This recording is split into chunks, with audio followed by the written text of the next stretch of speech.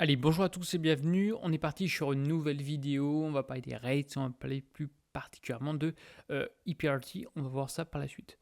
Petit update en tout cas de mon CTO pour vous montrer également voilà, mes vraies positions, puisque je parle surtout du logiciel AllRates. Mais voici mes vraies positions aujourd'hui, donc début novembre. Donc on est bien sur 25 WDP, 3 AMH et 2 Rexport.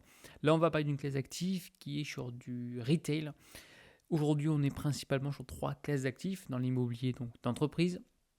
On va commencer par notamment aujourd'hui donc la logistique. J'ai aujourd'hui donc WDP en Europe et j'ai Rexford aux États-Unis, partie logistique. On a une classe d'actifs qui est donc office, qui est les bureaux. Compte tenu aujourd'hui du changement de marché et des incertitudes, je préfère pas m'y exposer, du moins pour l'instant. On va voir également une autre classe d'actifs qui est donc le retail, ce qu'on va voir aujourd'hui.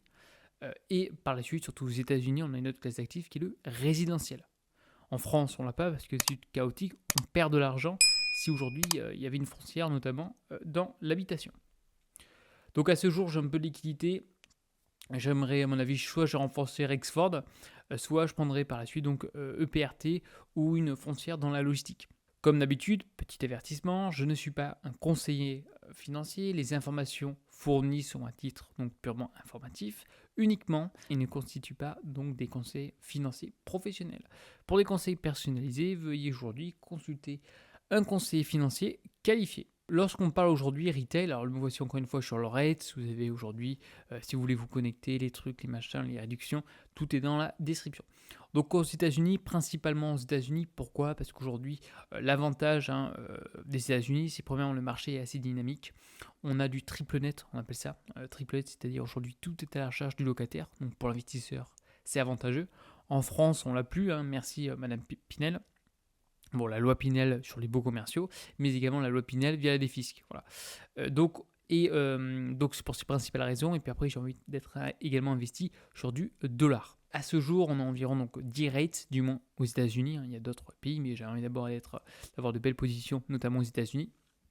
On a un price earnings à 14,5 fois, c'est cohérent, c'est un petit peu haut, je viens de vous dire, pour ce type de rate, mais ça va. Dans l'ensemble, on est sur un rendement, je parle bien de rendement, à 5,34, un payout ratio à 75 et dette sur actif, on est à 44,5, donc attention, c'est jeune, c'est limite. Comme vous le savez, moi j'aime bien d'être en dessous des 50%, voire même avec un petit delta de 10% en dessous de 40%. Alors voici aujourd'hui, bon, ça vous donne le score, les machins, les trucs, on va descendre un petit peu. Tout ce qui est market cap, c'est-à-dire aujourd'hui la capitalisation de ces différentes sociétés. On va avoir évidemment première position avec le signe O, c'est Realty Income, qui représente, on va dire, plus de 50%, enfin plus de la moitié aujourd'hui, du marché du retail. C'est énorme, c'est une frontière qui est juste énorme. Pour moi, est même trop gros, je viens de vous dire. C'est une des raisons pourquoi je n'investis pas sur celle-ci. C'est que c'est un énorme paquebot. Et pour délivrer la croissance, arriver à un stade comme ça, c'est assez compliqué. Donc c'est une des raisons pourquoi je n'ai pas envie d'investir sur celle-ci. Même si elle commence à arriver à des niveaux techniques. Donc en fond de portefeuille, pourquoi pas? Peut-être que je vais réaliser une vidéo pour entrer davantage dans le détail. Bon, après, on en a quand même pas mal dans l'ensemble, ça c'est les market cap. Généralement, les gens, ce que regardent en priorité, ça va être le yield, c'est-à-dire le rendement. Realty Income, on a 5,37, bon, ce qui est pas mal. On a 6,70 pour les meilleurs. Et les pires, je viens de vous dire 3,67. Voilà. Et celle qui va m'intéresser, c'est celle à 3,67. Donc c'est APRT. Alors, on va voir également au niveau de la market cap, on va revenir un petit peu. Hop. On avait donc NNN qui est pas si mal que ça. Je vous montre vite fait aujourd'hui l'aperçu. NNN Rates. On a une dette qui est un peu limite, mais dans l'ensemble ça va, on est bien valorisé.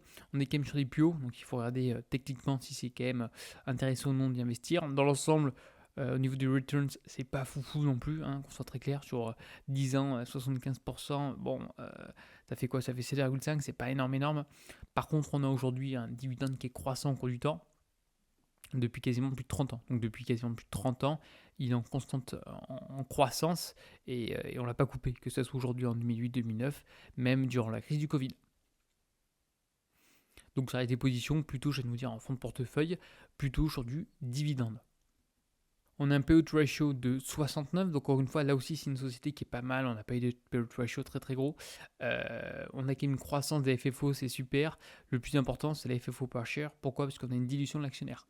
Par contre, voilà, aujourd'hui, dette sur actif à 49%, attention. Je suis pas très fan. L'avantage, plus on a une dette, plus on a un effet levier qui est important, mais 50%, pour moi, c'est vraiment aujourd'hui mon red flag, c'est vraiment la limite hein, pour moi. Après le reste, tout est bon. Hein. Les locataires en question, on est à moins de 5%, avec une occupation à 99%.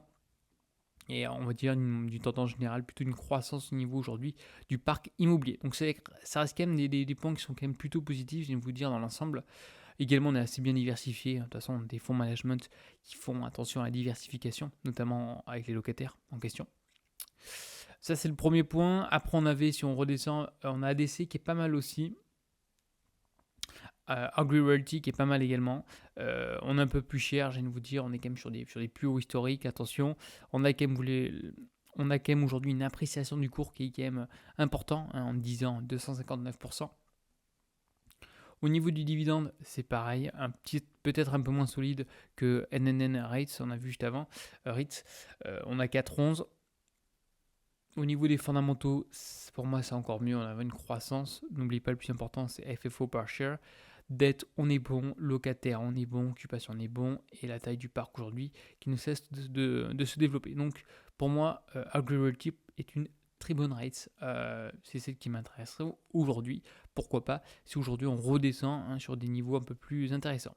On va continuer également, alors je vous montre vite fait, après au niveau de la taille, on avait également FCPT qui est pas si mal que ça, alors là c'est le code SIN, FCPT, FFO, on est plutôt sur une petite capitalisation, on est sur une boîte qui a moins de 9 ans, c'est assez récent, donc attention, hein, voilà, il y a marqué Year Since IPO, c'est depuis l'introduction en bourse, voilà, on a moins de 10 ans d'ancienneté, donc bon, c'est quand même assez récent, on a un price FFO à 16, pourquoi pas, dividende à 5%, ok, on a une croissance qui c'est quand même pas si mal que ça, plutôt faible, aux alentours de 2-3% chaque année, et avec une dette sur actif à 44%, donc voilà, comme vous le savez, c'est un peu limite. Par contre, voilà, là, gros point faible, voilà, 35% pour moi, j'y vais pas.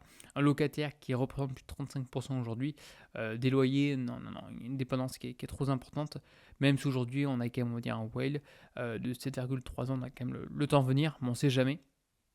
Il est important de se diversifier.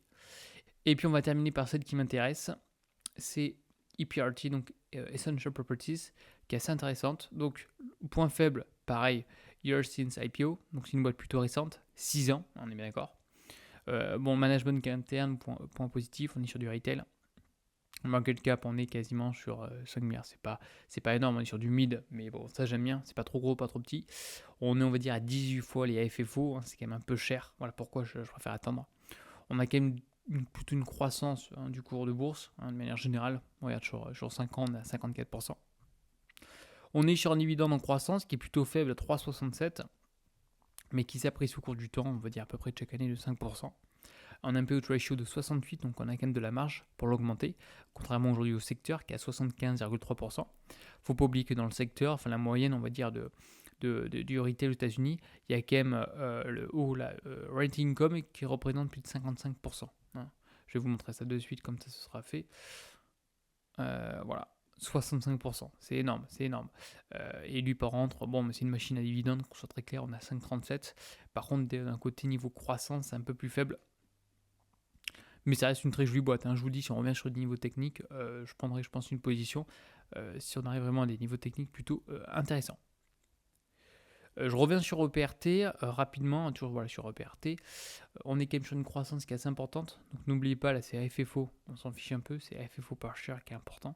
Voilà, on est quand même sur du 3, sur du 8, sur du 11. On est quasiment à 2 chiffres sur 5 ans, parce qu'aujourd'hui si la boîte est plutôt récente. Donc il y a quand même une croissance qui est assez importante. Dette sur actif, 40, c'est un peu ma limite, on va dire. On évolue entre 30-35. Il faut quand même de côté la croissance, il faut l'effet levier. Plus on a de dettes, plus aujourd'hui l'effet levier est important. Donc c'est quand même important d'en avoir un peu. Mais attention, on arrive à ma limite, je vous dis 40-45 grand maximum. On a quand même une croissance qui est assez importante au niveau du parc immobilier. Et avec aujourd'hui un taux d'occupation quasiment à 100%, à 99,9%. Bon, c'est juste super. Au niveau du locataire, bon, on n'a pas une dépendance. Hein. On est quand même bien diversifié, donc c'est quand même un très bon point. On est principalement aux États-Unis, on va voir par la suite où on se situe. Et on est, bon, voilà, je vous laisse voir aujourd'hui au niveau de la diversification. Au niveau de leur portefeuille, donc là, il faut, comme d'habitude, il faut éplucher aujourd'hui donc les bilans, les résultats, les conférences call, etc. Donc on est bien sur EPRT. Alors ça date, c'était en septembre 2024, enfin ça date, il y a toujours un petit delta. Mais dans l'ensemble, on est quand même assez bien diversifié. Comme vous savez, aujourd'hui, j'ai une position sur Exford, sur de la logistique. On est principalement donc sur l'ouest, on est surtout donc via Los Angeles, en particulier San Diego, un peu plus au sud. Mais on est surtout sur la région ouest des États-Unis. Là, on est principalement à l'est. Donc ça permet également de diversifier encore une fois d'une part sur la classe active, mais également sur la localisation. C'est une des raisons pourquoi j'aime en tout cas cette risque en question. En revanche, attention à 6,5, 7,6, si une tempête ou quoi, comme on a vu sur AMH, attention également. Au niveau du parc, on est quasiment investi sur plus de 2000 propriétés, on a quasiment 400 aujourd'hui, 7 locataires. Bon, c'est assez diversifié, c'est quand même une jolie boîte. On est sur du on appelle ça TripleNet, c'est Lise, c'est tout ce qui est, c'est les beaux. Alors on avait ça avant en France, mais comme je vous ai mentionné depuis la loi Pinel, et ben, le TripleNet a disparu. C'est une des raisons pourquoi aujourd'hui les rates américaines sont plus performantes que les rates foncières. Là, on peut vraiment tout répercuter sur le preneur, ce qui n'est plus le cas en France maintenant. Tout ce qui est travaux, par exemple, c'est article 606, et également tout ce qui était avant PM Property Management, la partie notamment quittancement et également technique, on pouvait le répercuter aux locataires. Au preneur, aujourd'hui, c'est exclusivement la partie technique. Bon, il y a d'autres points, mais on va aller plus vite. Voilà. Donc tout ça pour vous dire, TripleNet, c'est quasiment systématique. Donc c'est quand même un bon point. Masteries, c'est grosso modo avec un contrat avec une option à la fin si on veut racheter tout simplement le local, donc pourquoi pas. Et on est quasiment systématiquement sur du sell-leaseback. Bon, l'avantage c'est que ça dégage de la trésorerie. Sell-leaseback, par exemple, prenons une enseigne, je sais pas moi, de magasin, ou par exemple mon cas, imaginons, j'invente la situation, j'ai 10 locaux commerciaux, en tout, si je vends l'ensemble de mes locaux commerciaux, parce que voilà, je vends, je sais pas moi, des ordinateurs, donc si je vends la somme totale de mes locaux commerciaux, les 10, ça fait 1 million, ouais, plutôt 10 on va dire, 10 millions. Demain, je fais donc un sell-leaseback, c'est-à-dire que je vais à la banque, sell-leaseback, il me donne 10 millions d'euros. Je reste aujourd'hui locataire de mes locaux commerciaux, donc je garde mon activité de vendeur d'ordinateur par exemple, et ces 10 millions-là, je peux les investir. Et à la fin, j'ai une option d'achat sur sur mes locaux commerciaux. C'est-à-dire à la fin, au bout de, je sais pas moi, on va dire 9 ans, j'ai un bail commercial de 9 ans, de 10 ans, je peux récupérer aujourd'hui mes locaux commerciaux avec une option d'achat. Bon, on va peut-être pas rentrer dans le détail à chaque fois. Top 10 tenant, on est à moins de 20%, donc pareil, ça c'est un très bon point. Voilà. Donc dans l'ensemble, plutôt des points positifs. Pareil, là également, on a aujourd'hui donc le petit sommaire du portefeuille. Donc on est quand même relativement diversifié comme on l'a vu. Si vous voulez vraiment rentrer dans le détail, mais dans l'ensemble on est quand même assez bien diversifié. Il n'y a aucun problème sur ce point-là. Ce qui est important également de regarder, donc c'est level coverage by tenant credit. C'est pas foufou, un B+, qu'on soit très clair, c'est pas foufou, c'est 21%. Plus on est à droite, mieux c'est. On n'en a pas beaucoup, je ne vais pas vous mentir. Mais ça reste quand même correct, du triple B- dans l'ensemble, du BB+, on a quand même une base solide. Au niveau de l'expiration, notamment des baux, vous pouvez remarquer, on est quasiment à plus de 2039, donc on a le temps. C'est une foncière qui, voilà, on est quand même sur des baux relativement longs. Nous voilà juste ici, ouais, c'est ça, donc vous avez raison. Donc le WALT, entre guillemets, qu'on prononce, bref, sa durée restante moyenne, on va dire, sur l'ensemble des baux, c'est 14,1. C'est ce qui était marqué juste ici, 14,1. Donc on est quand même sur des baux qui sont plutôt longs. Alors, avantage, inconvénient, si on signe des beaux fermes, c'est bien, parce qu'on a une certitude d'avoir aujourd'hui, quasi une certitude d'avoir du cash flow, grosso modo, d'avoir des encaissements, notamment de flux de trésorerie. Donc ça, c'est quand même un bon point. Point négatif, c'est que, alors, je vous parle en tout cas du moins en France, c'est lorsque les baux sont relativement longs.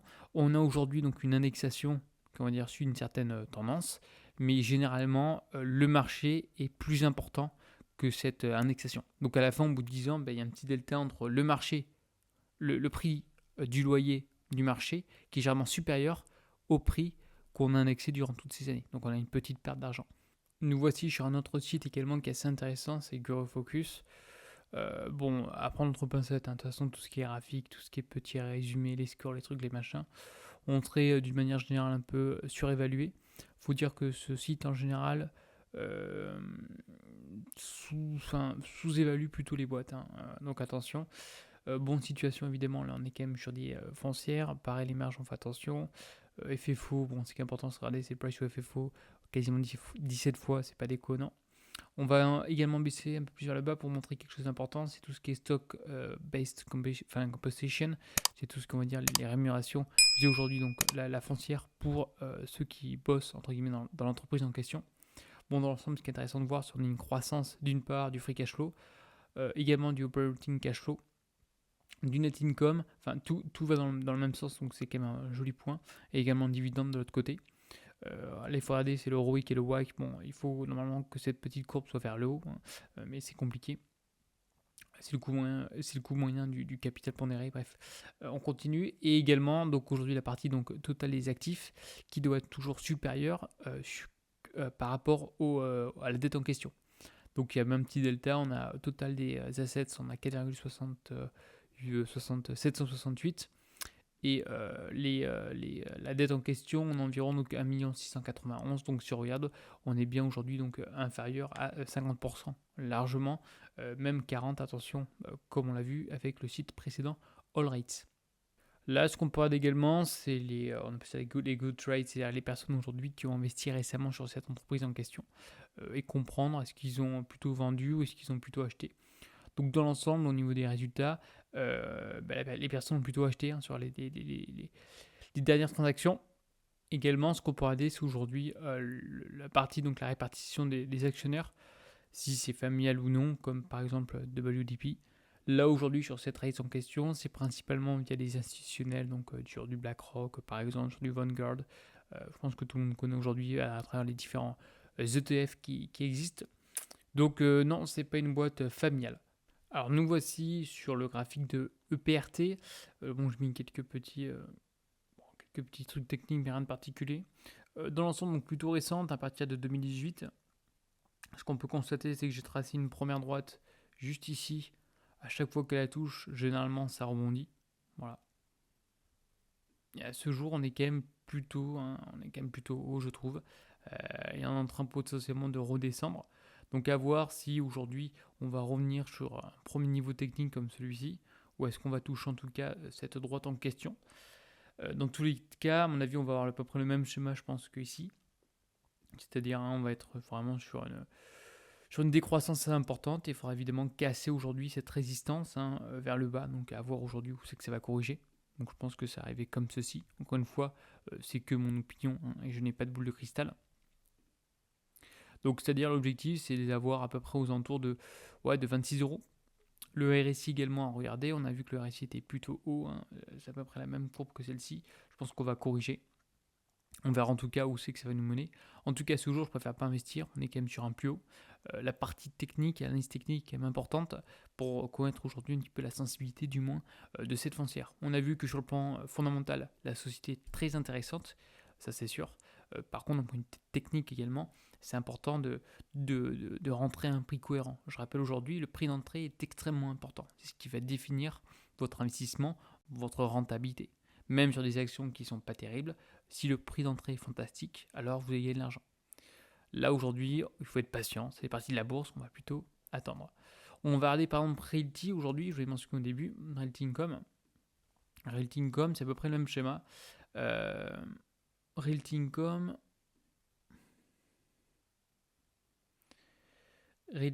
c'est à peu près le même schéma. Si on descend plutôt en monthly, en mensuel, voilà, on a quand même une résistance. C'est quoi depuis 2008-2009 chaque fois qu'on touche cette droite en question, ça repart. Donc on l'a retouché là récemment, on l'a retouché en 2023.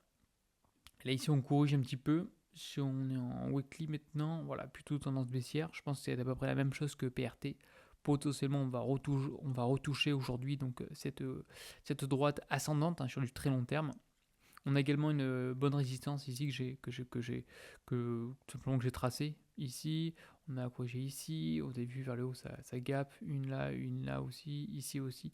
Enfin voilà, on est quand même aujourd'hui sur pas de résistance, donc sur un point plutôt technique. Donc je pense qu'on va rebondir ici. Donc c'est une question de temps. Donc peut-être que je prendrai une petite position ici sur un fonds de portefeuille sur du long terme. C'est une très très grosse foncière, plutôt paquebot et plutôt sur du rendement. on avait vu également How Grew Like Realty, je pense qu'on l'avait vu également, c'est pareil. Donc là on est parti sur une énorme croissance, vous avez vu ça a quand même explosé au cours du temps, depuis 2008-2009 ça valait 15 et là maintenant ça vaut 73. Donc on avait touché aujourd'hui la moyenne mobile exponentielle de 150 périodes avant de repartir vers le haut. Pour moi aujourd'hui là on risque de repartir vers le bas. Je pense, hein. Enfin en tout cas graphiquement ça me plaît pas du tout. Donc je préfère en tout cas attendre un autre point d'entrée, malgré que les fondamentaux soient plutôt bons comme on l'a vu jusqu'à présent. La bourse, il faut être plutôt patient, il faut rentrer en tout cas sur des zones qui sont un peu plus sympas. Rexford pour vous montrer, on avait parlé là récemment, j'en ai vu up, WDP, on avait mentionné la même chose ici, on peut regarder mes anciennes vidéos, on était vers le haut, j'ai dit attention éventuellement si ça casse ou non. Bon, on a rebondi encore une fois, et là on commence à rentrer sur un support plutôt intéressant, du moins sur du long terme. Encore une fois, on n'a toujours pas cassé ce canal baissier, donc on peut encore baisser sur du long terme, qu'on soit très clair. Mais l'avantage d'investir de manière mensuelle, et encore une fois, c'est le début d'un portefeuille avec 200 ou 300 euros. Voilà, le PRU s'ajuste, mais on arrive à des niveaux, comme je le mentionne, depuis 2020, voire on descend un petit peu 2019, avec aujourd'hui des résultats et un NOI, un Net Operating Income, en croissance. Donc je pense que là on est quand même, on a rebondi une, deux, bientôt 3 fois. Je pense que peut-être la quatrième c'est la bonne, la troisième c'est la bonne, donc également à suivre. En tout cas je pense que je vais allouer mon capital sur Rexford là prochainement. Enfin je vais renforcer cette position. Je préfère vous le mentionner parce qu'on m'a demandé quelle position, dans quoi je vais investir. Encore une fois ne me copiez pas, on n'a pas la même aversion au risque, on n'a pas le même type de placement, etc., d'horizon. Et je rappelle que j'ai pas que ce portefeuille en bourse, donc c'est pas bien grave sur celui-ci. Donc voilà, donc Rexford c'est mon prochain investissement. Lorsque vous aurez la vidéo, à mon avis, j'aurais déjà aujourd'hui acheté les parts en question. Bon, la vidéo touche à sa fin. Si vous avez des questions, des recommandations, surtout, n'hésitez pas et je vous dis à une prochaine. Allez, bye bye.